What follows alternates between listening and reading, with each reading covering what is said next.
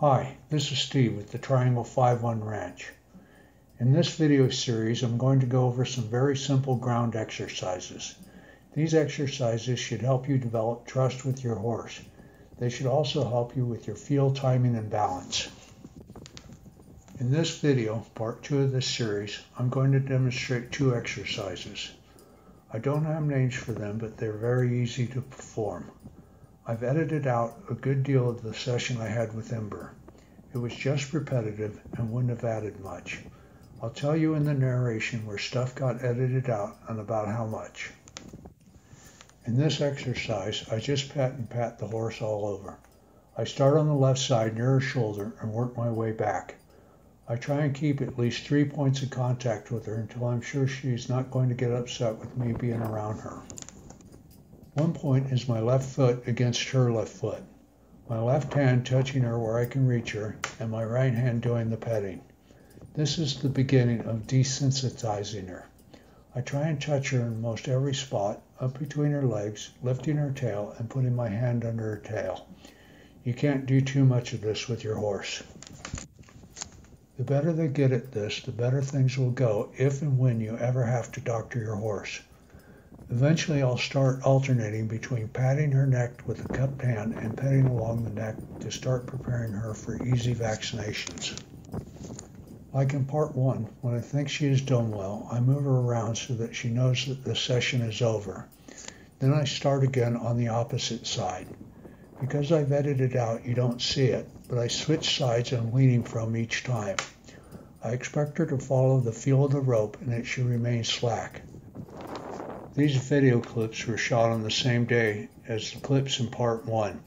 As you can tell by watching Ember's tail, it's a windy day.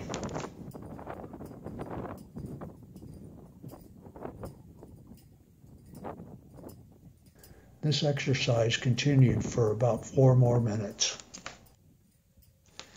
In this exercise, I'm just practicing picking up Ember's feet.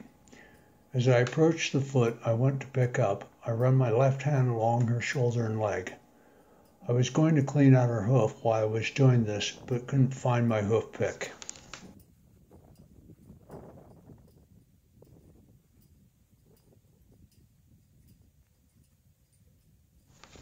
You'll notice that while I'm leading her off, I'm taking advantage and teaching her to step over on the front end. She's learning that I have a bubble around me that she needs to yield to. When I step into her space, she needs to yield away from it.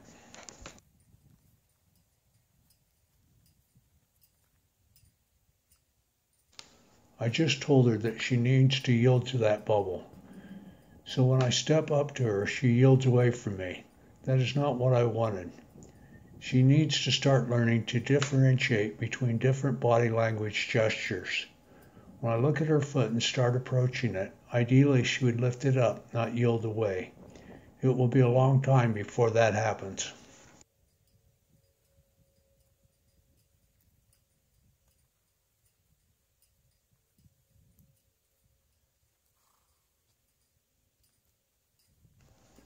I didn't step completely out of the scene there, so I didn't think I needed to zoom out and back in again. Too much of that and you, the viewer, may start getting dizzy. I cut out about 30 seconds of video there because it was just me searching for which pocket I'd put the hoof pick in.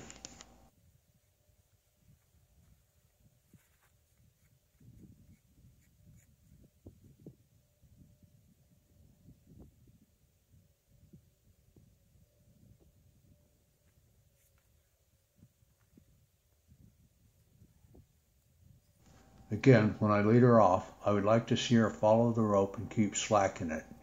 It would be very easy here to teach her to drag on the rope. When the slack comes out of it, I try and make it uncomfortable by pulling a little harder until she gives.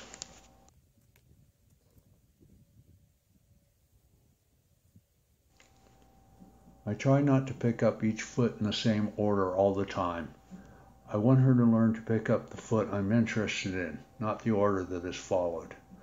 That reminds me of an interesting anecdote I've been told. Back when milkmen delivered by horse and wagon, as they went to each house in turn, if they took longer at a particular house than they normally did, The horse pulling the wagon would move on to the next delivery point just out of habit, leaving the milkman behind.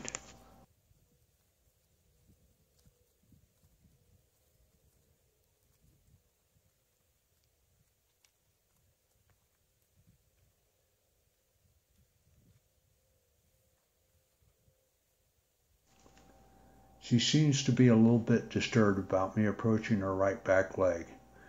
She doesn't want me behind her on the right side. I don't know why, and it doesn't matter. It just is.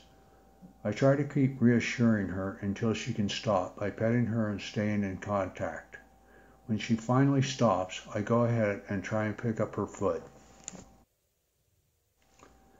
Because she is having so much trouble with this foot, when she prepares to pick it up by taking weight off of it, I release the pressure trying to get her to pick it up.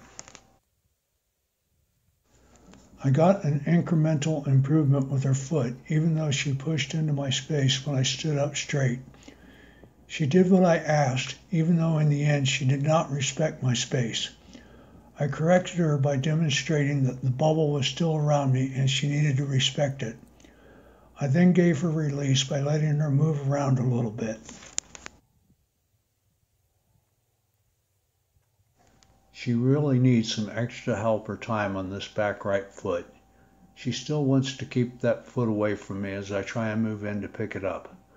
I try to reassure her by petting and staying in contact.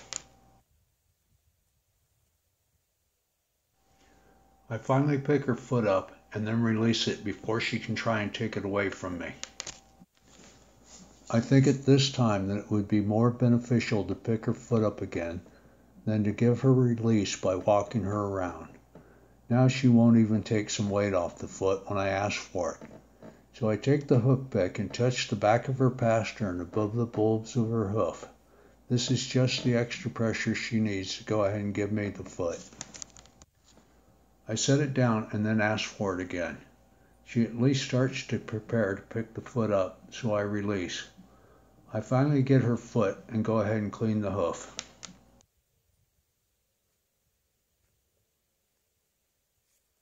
This time when I stood up, she remained in position until I let her off.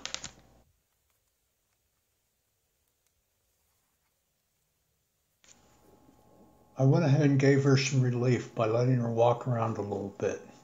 I then checked to see if she was going to let me approach her back right without moving. She did, so I gave her some more relief.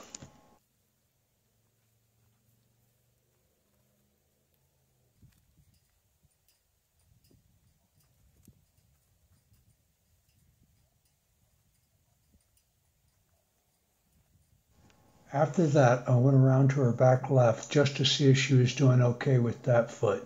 She was. I picked it up a couple of times just to give her the practice.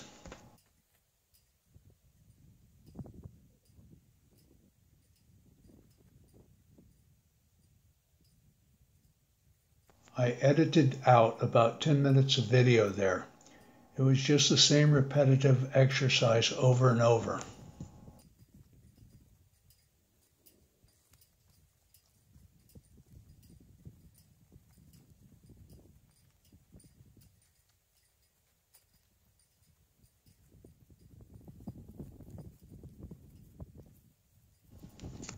She seemed to be becoming a little lethargic on the lead rope as I led her around, so I decided to increase the pace a little, then get her to step over on the front end.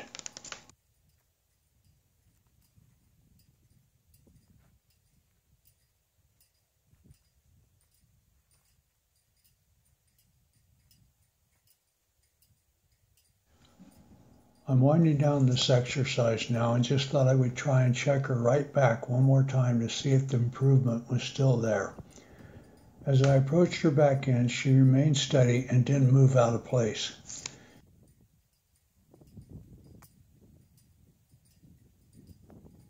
She allowed me to ask her to lift her foot a couple of times, finally shifting her weight so that she could stand with that foot off the ground.